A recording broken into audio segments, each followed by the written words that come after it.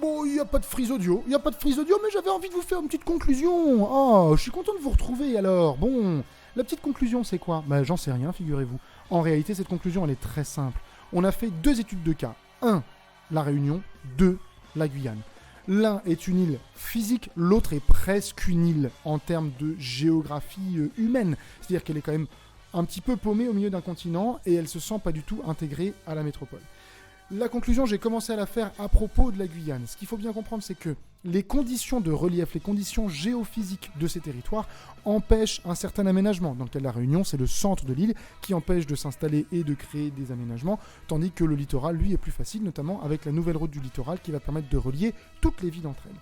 Ce qu'il faut bien comprendre aussi, c'est que les populations sont inégalement traitées. Il y a des populations autochtones, c'est-à-dire qui sont là depuis longtemps, par exemple en Guyane, qui vont avoir plus de mal avec la francisation, le fait d'aller à l'école française, au lycée français, le fait d'avoir des ressources financières alors qu'en fait tout le monde ne dispose pas de ces ressources-là, et donc ça va créer une espèce de division, de scission entre ces populations-là.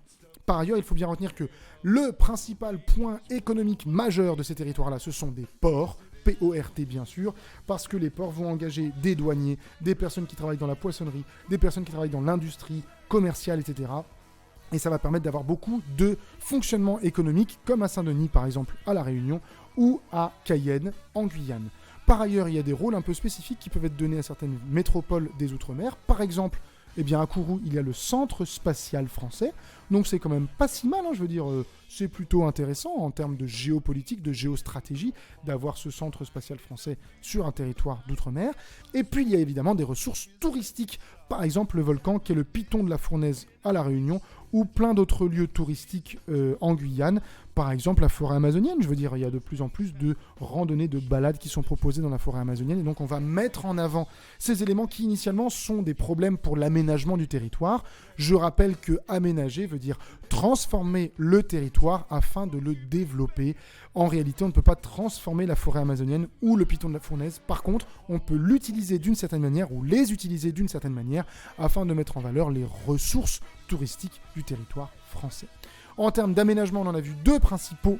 On a vu la nouvelle route du littoral qui n'est toujours pas terminée et qui a pour but de faire le tour de l'île, et le pont sur le Yapock qui est censé relier un petit peu la Guyane au reste du continent sud-américain en passant par le Brésil, et qui a franchement une efficacité discutable. Voilà, on a fait un petit tour de tout ça. J'espère que c'était agréable pour vous, parce que c'était très agréable pour moi.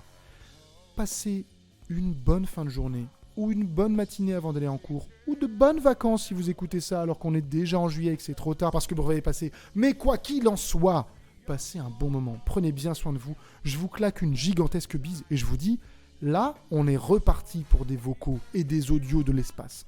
Alors accrochez-vous parce que je vais pas m'arrêter maintenant. Let's go!